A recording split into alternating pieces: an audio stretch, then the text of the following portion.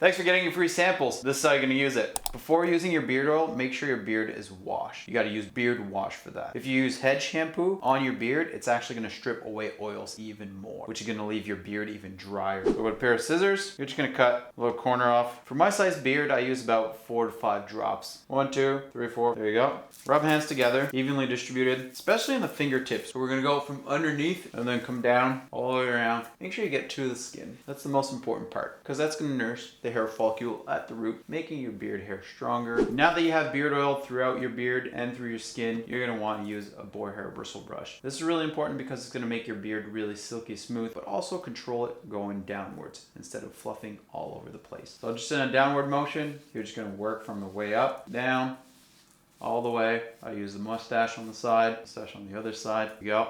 And underneath. What's really good about this too is that it exfoliates the skin. So it gets rid of dead skin cells, which is gonna prevent ingrown hair. You're gonna have enough to try it 4 or 5 times with this package.